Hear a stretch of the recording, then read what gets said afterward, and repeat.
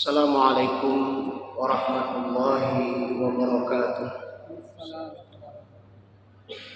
Alhamdulillah, wassalatu wassalamu ala rasulillah wa ala alihi wa sahbihi wa mawala.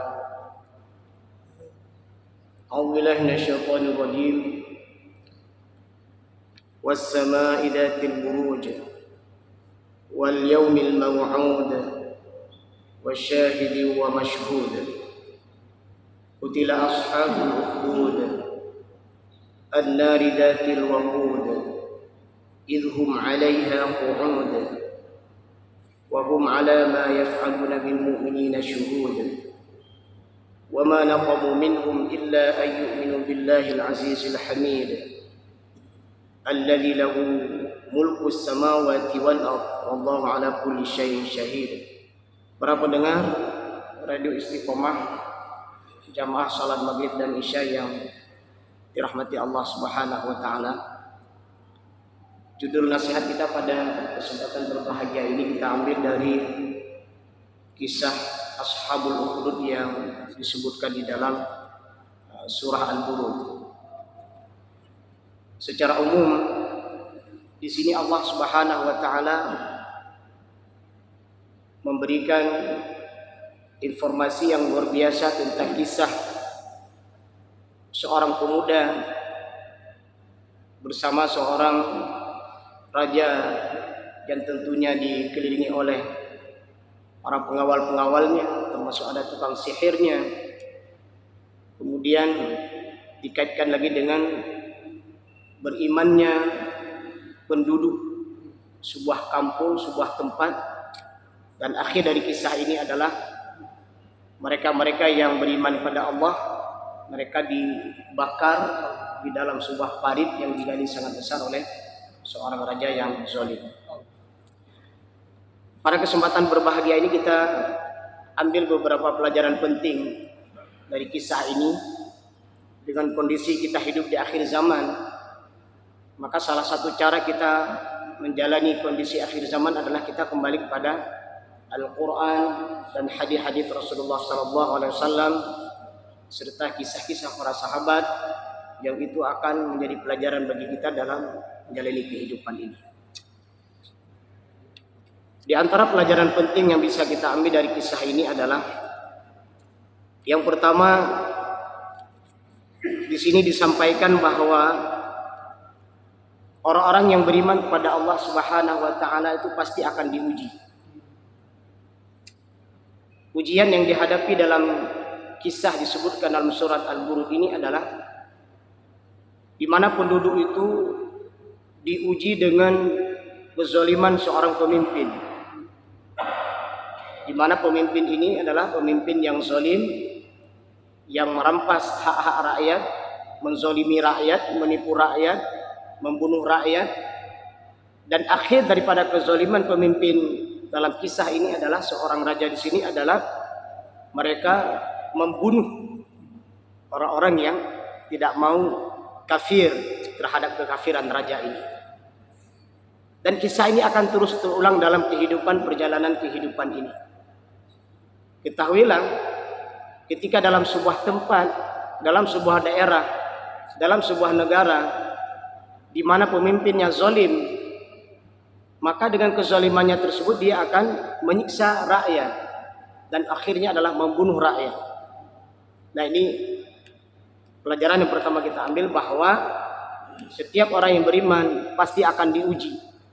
Akan diuji dengan pemimpin yang zalim, akan diuji dengan kekurangan harta, akan diuji dengan berbagai macam musibah yang itu menimpa dalam perjalanan kehidupan ini.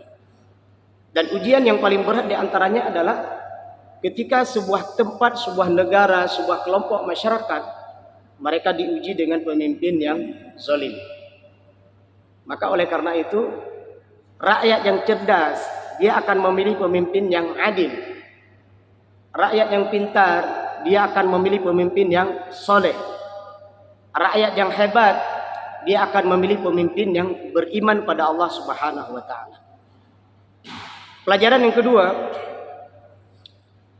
tamak dengan kekuasaan merupakan penghalang seseorang dari hidayah Allah Subhanahu wa taala.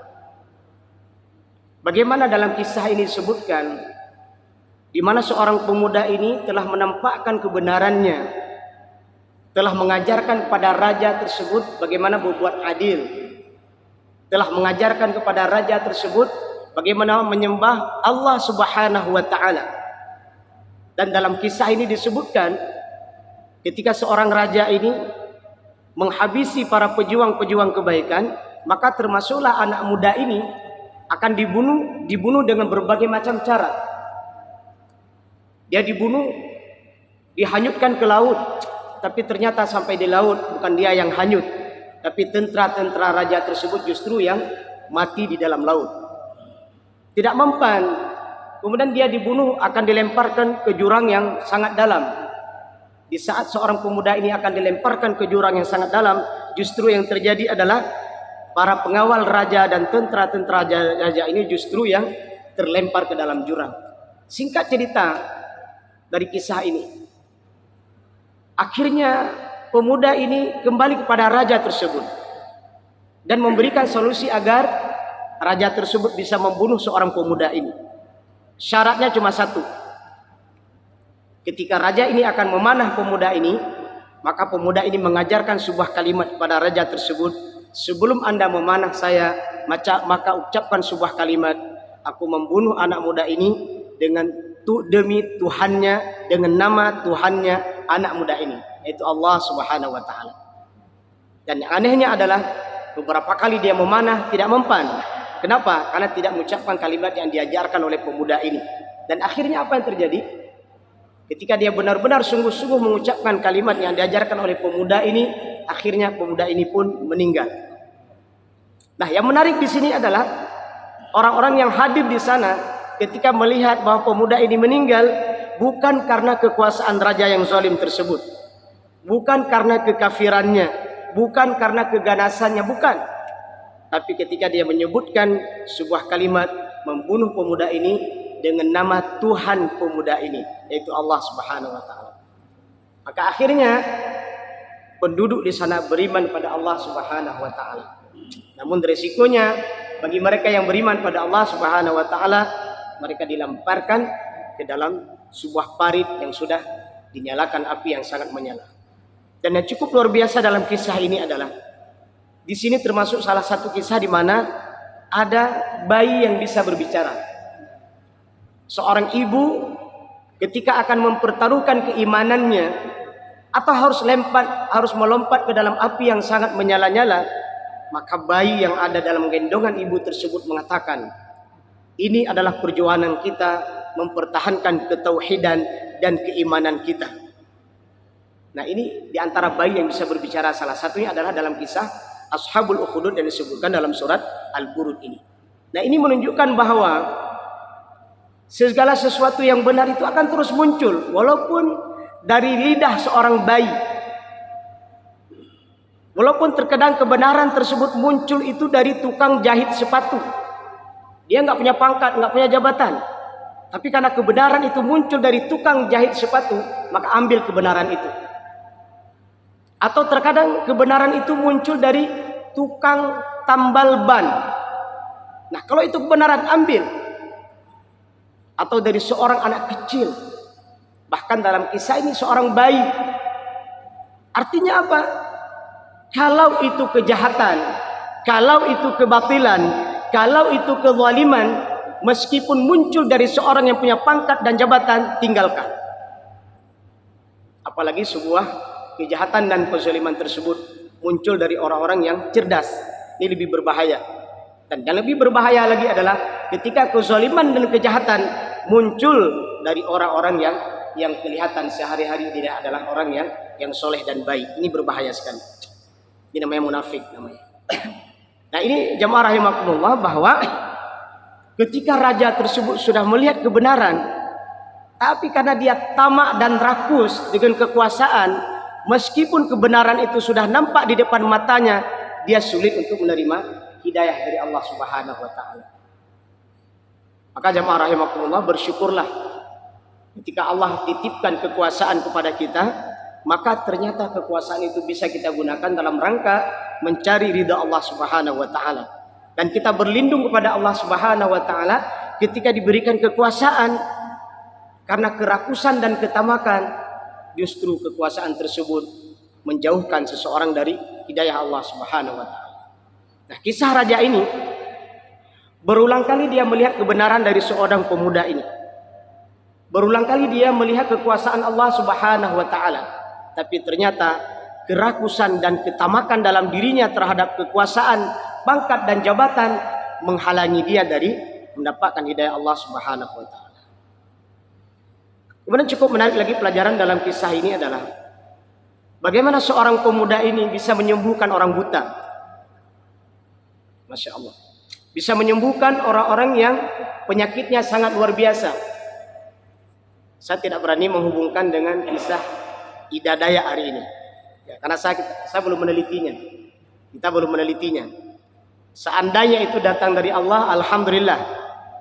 Tapi kalau ternyata Ida Dayak itu bisa menyembuhkan manusia hari ini karena sihir, maka ini sebuah persoalan dalam kehidupan kita. Silakan nanti kita teliti, apa betul dia karena Allah Subhanahu wa taala, apa betul itu karena murni dari sistem pengobatannya, atau itu karena sihir. Kalau sihir tidak boleh. Tidak boleh. Nah, kita coba teliti dulu. Jangan gegabah mengambil sebuah kesimpulan, karena ini sudah viral ya, sudah viral dalam kehidupan masyarakat Indonesia hari ini, bahkan mendunia.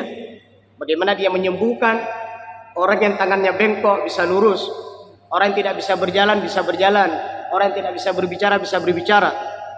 Nah, ini sebuah PR buat kita hari ini. Silakan kita teliti apa benar nih mukjizat dari Allah Subhanahu wa taala, atau ini karena pengaruh sihir yang dia gunakan.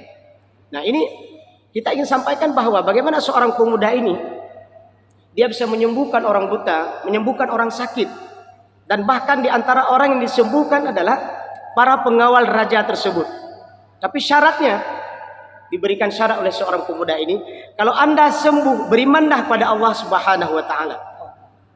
Berarti apa yang dia lakukan adalah pengobatan yang benar. Nah, ini hati-hati. Karena tidak sedikit hari ini lahirnya pengobatan-pengobatan yang menakjubkan, ternyata itu mengandung kesyirikan.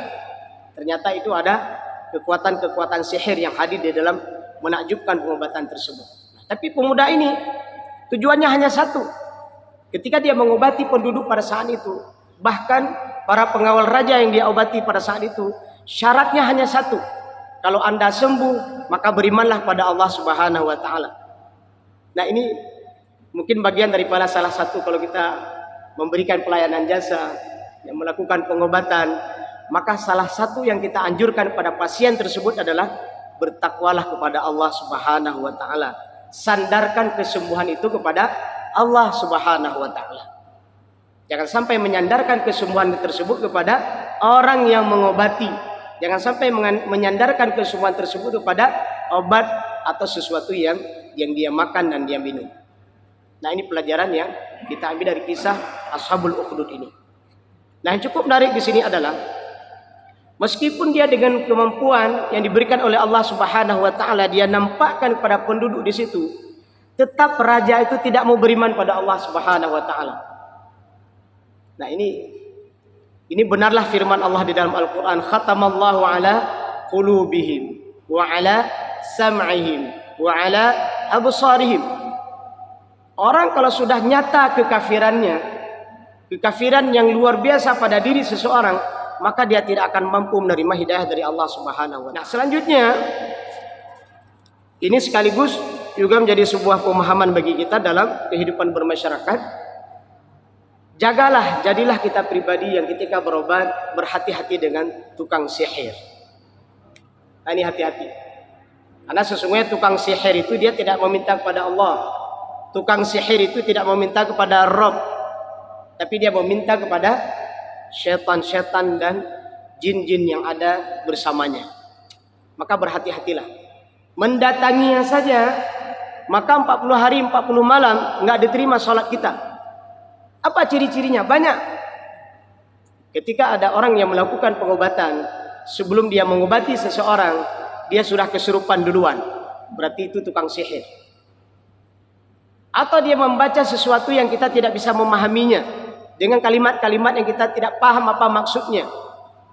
Atau dia membaca dengan bahasa-bahasa yang kita juga nggak paham. Padahal dia orang Aceh, tapi dia bisa berbahasa Jepang, dia bisa berbahasa Inggris, walaupun bahasa Jepangnya nggak benar. Nah, ini ciri-ciri tukang sihir. Kemudian apalagi?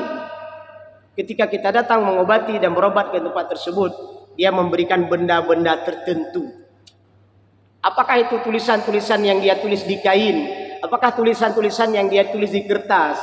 Di mana tulisan tersebut disuruh masukkan ke dalam dompet kita, ke dalam kantong kita, atau disuruh tempel di rumah kita, di pintu kita, di dinding kita.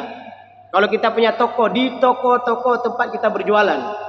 Nah, itu tidak boleh dilakukan. Itu adalah kerja tukang sihir. Atau ada benda-benda yang dikalungkan di lehernya. Biasa kita melihat pada anak kecil. Kalau dia sakit, maka diberikan benang-benang tertentu yang diikat di leher dan diikat di pinggangnya. Nah, ini kerja tukang sihir.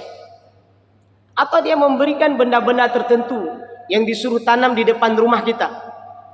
Di depan rumah tanam 2 buah jeruk purut, di belakang rumah tanam 2 buah jeruk purut, sisi kiri dan sisi kanan tanam 2 buah.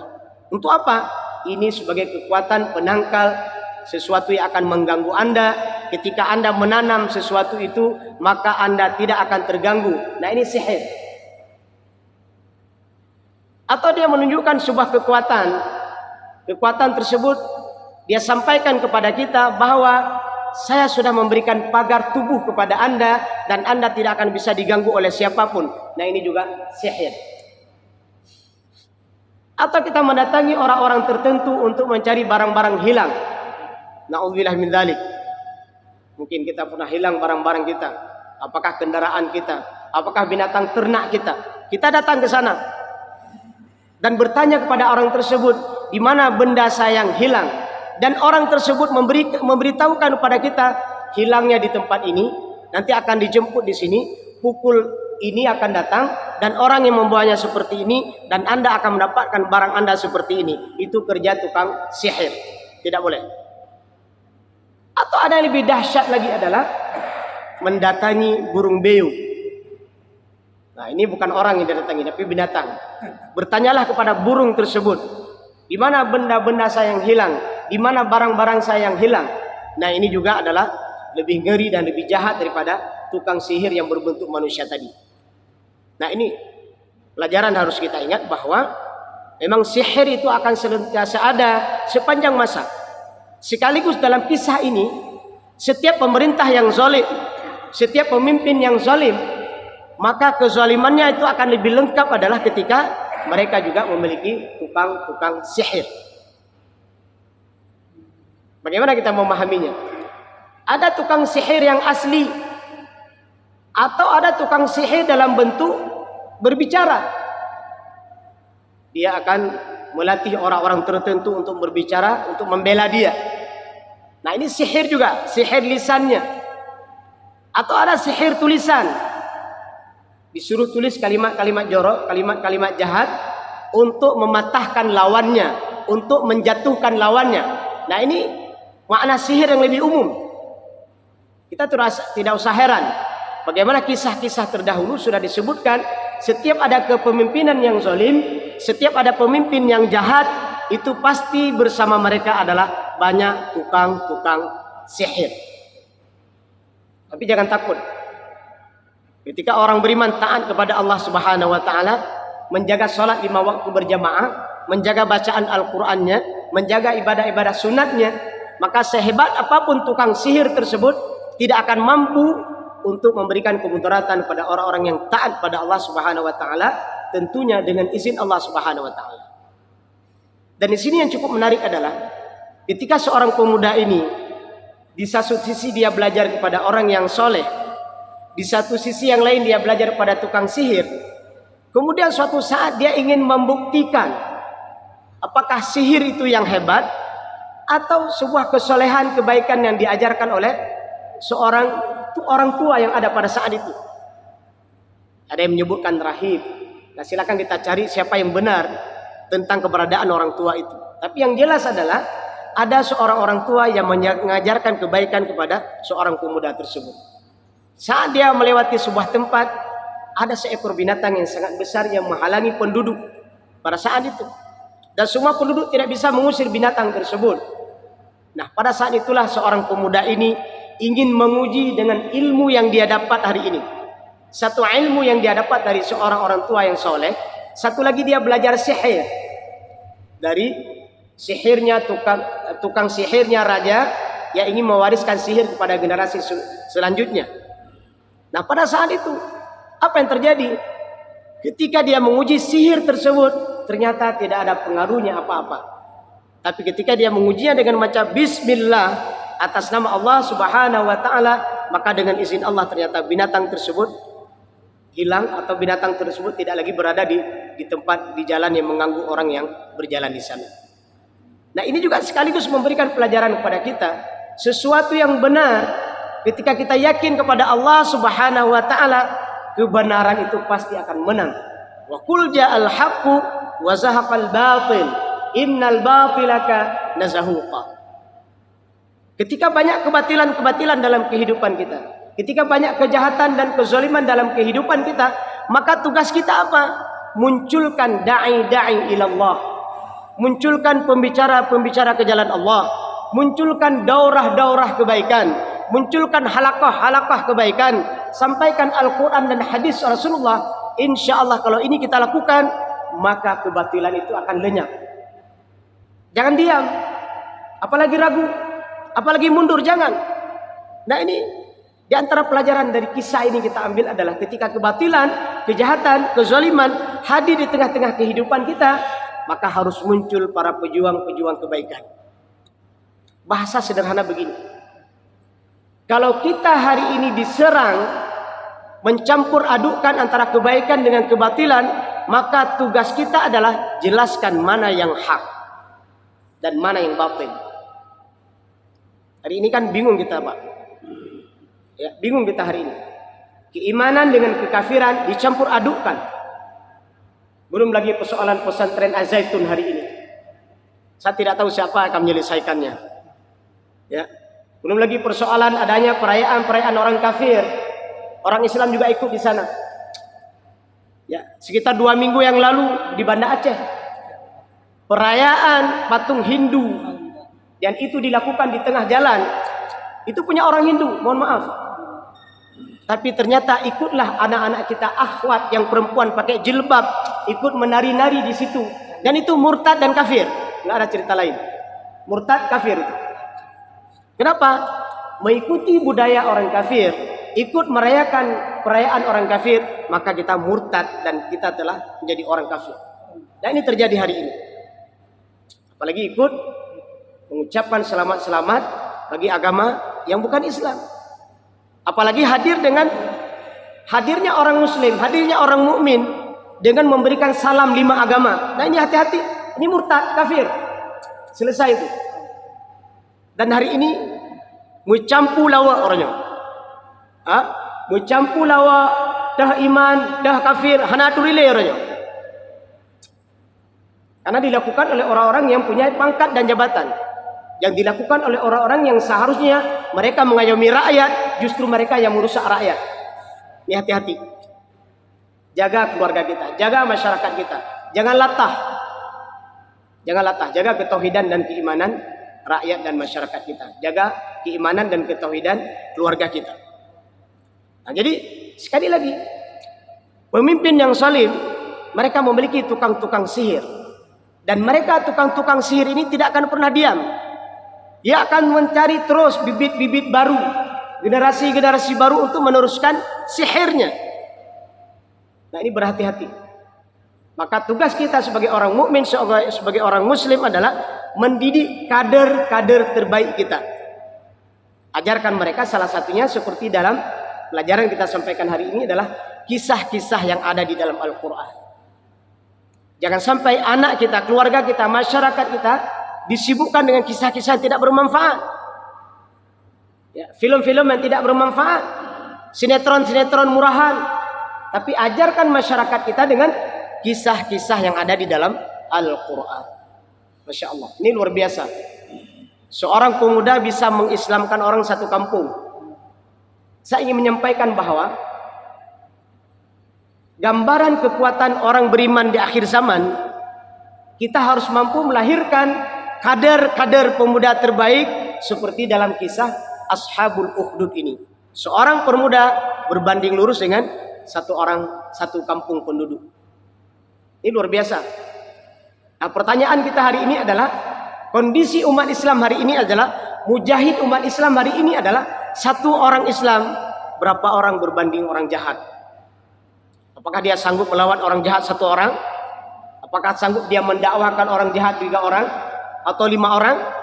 Nah, bandingkan dengan kekuatan, kesolehan, dan kehebatan seorang pemuda ini yang bisa mengislamkan orang satu kampung. Nah, ini harus kita pikirkan, Pak. Maka kita berharap dalam lembaga-lembaga pendidikan harus ada pengkaderan da'i ilallah dalam lembaga pendidikan, baik itu pendidikan agama maupun pendidikan umum. Kita harusnya perhatian. Kenapa? Karena mereka orang-orang yang zalim akan terus mendidik kader-kader terbaik mereka. Ya, apakah itu dalam bidang apapun, mereka akan melakukan kejahatan, akan terus hadir kader-kader mereka untuk menghancurkan orang-orang mukmin dan orang-orang muslim. Selanjutnya jamaah rahimakumullah, pelajaran yang kita ambil dari kisah ini adalah anjuran kepada kita bagaimana mengajarkan akidah dan keimanan kepada anak-anak kita, sebagaimana kita sampaikan tadi. Maka ada 3 pelajaran penting yang tidak boleh kita hilangkan dalam kehidupan keluarga kita: akidah, akhlak, dan bagaimana mereka menjalankan nilai-nilai ibadah itu sendiri dalam bentuk ilmu fiqih. Nah, tugas kita hari ini adalah dalam lembaga-lembaga pendidikan umum adalah kita tanamkan nilai-nilai pelajaran keislaman. Silakan caranya bagaimana. Meskipun itu bukan kurikulum resmi ataupun kurikulum tambahan. Nah, dalam kehidupan bermasyarakat juga ajarkan akidah, ibadah, dan bagaimana mereka menjalankan nilai-nilai Islam. Hari ini kita rindu, Pak. Kita ingin melihat adanya daurah-daurah besar yang hadir di sana para remaja.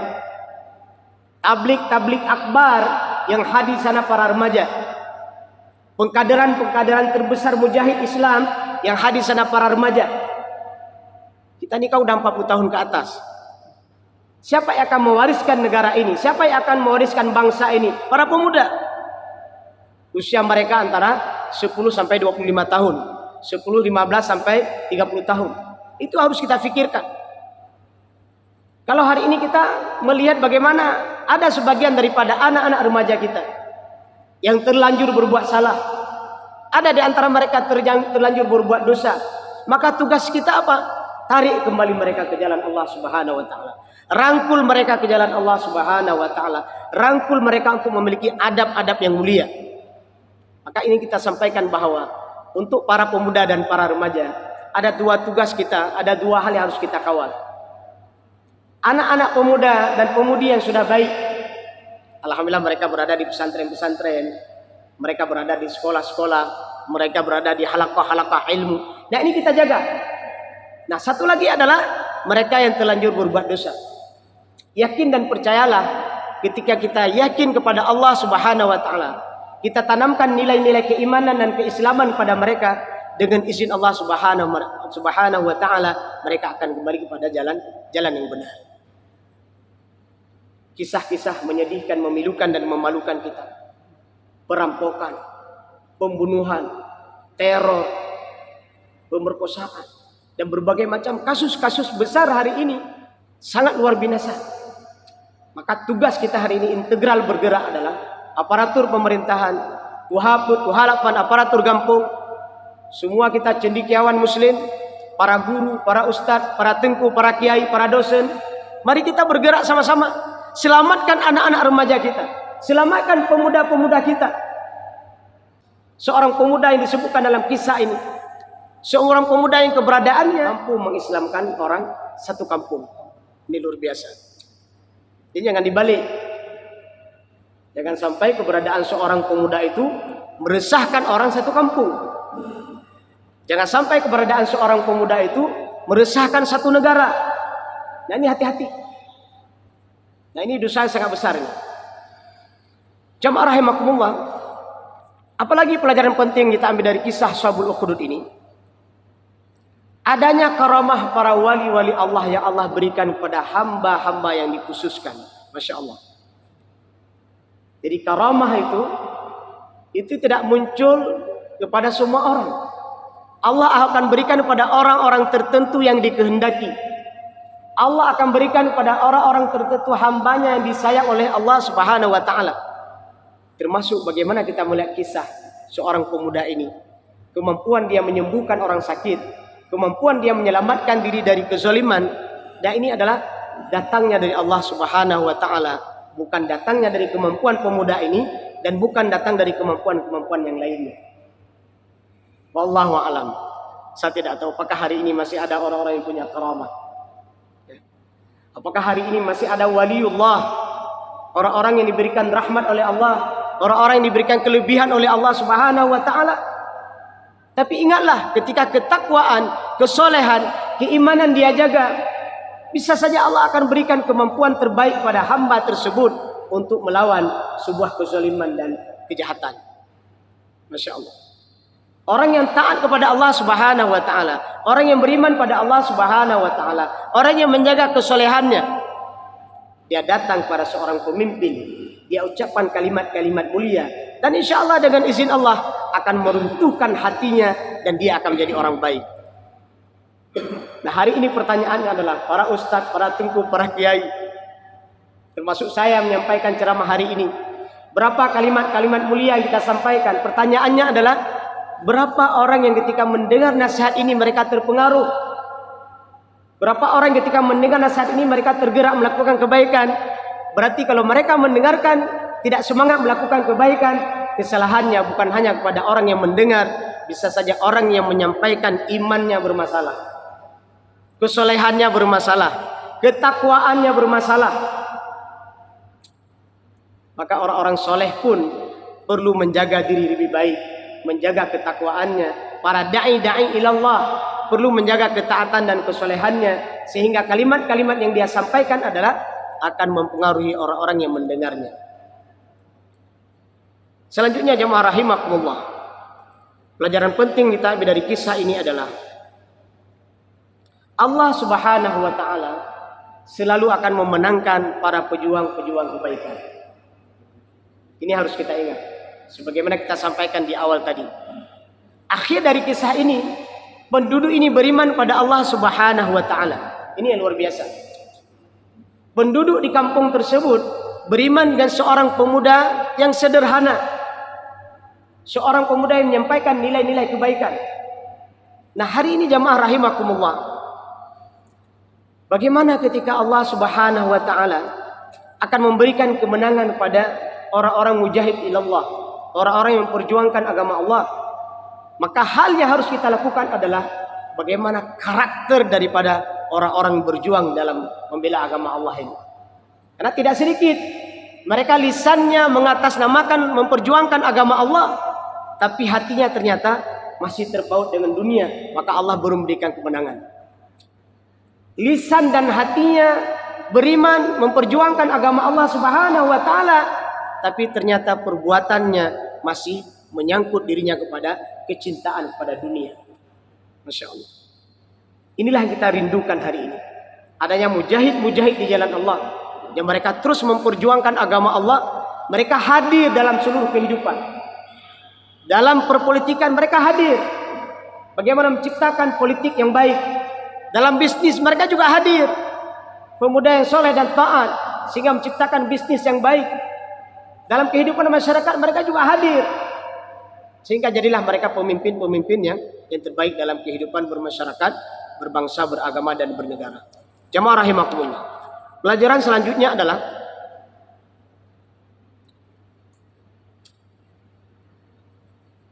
melalui kezaliman, melalui kejahatan, baik itu yang dilakukan oleh perorang maupun dilakukan oleh seorang raja atau seorang pemimpin, maka di sana kita akan melihat bahwa Allah Subhanahu wa taala akan menampakkan kemenangan pada orang yang berbuat baik. Ya, hati-hati. Ya. Jangan sampai kita terjebak.